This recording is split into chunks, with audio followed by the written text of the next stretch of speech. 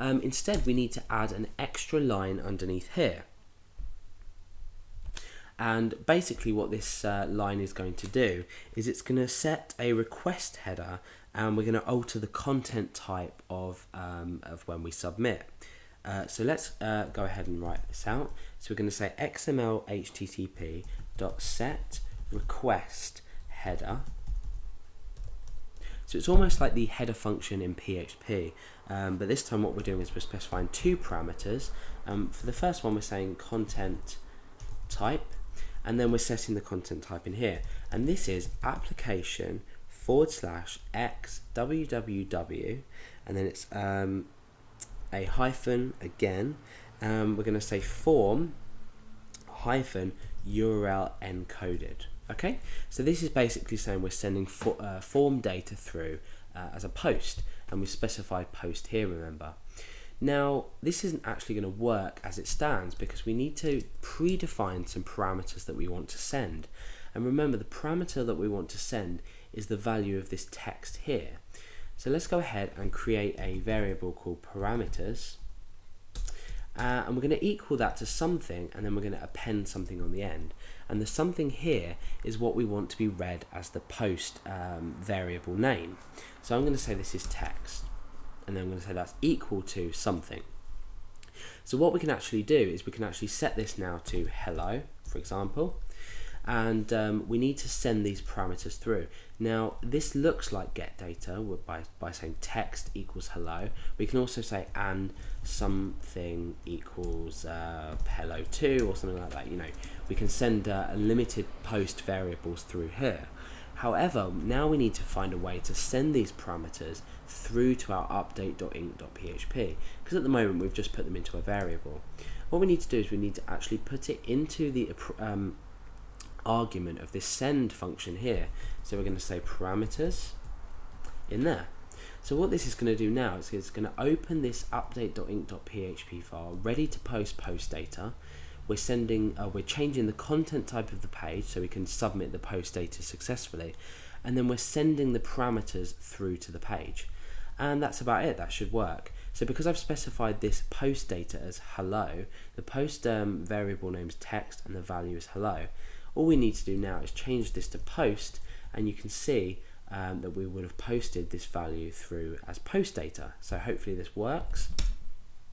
Let's click on submit, and you can see we've got hello. So now what we've done is we've achieved the whole point of the tutorial, and we've posted some data through using the post method. But obviously that's not good enough. What we're going to do is we're going to specify this to be the value of our text box here, so our text input type here. So we're going to say document.get element by ID, that thing I struggled with so much earlier, and we're going to say text, and then we're going to say dot value. So remember what we, oh no, we don't need the parentheses. So remember what we essentially echoed out earlier. So now what should happen is we should get this element by ID, which is text down here. We should grab the value of it and post it through to our update.inc.php. So it's a bit more dynamic now, so we can test the how dynamic this is. Let's just type in my name and click submit, and nothing's happened. Surprise, surprise, surprise. Okay, so the problem here is that I'm still in the frame of mind with PHP. I need to start remembering we're coding in JavaScript now, so we're going to put a plus to append and not a dot. That's why it wasn't working. So let's go back to our page and refresh.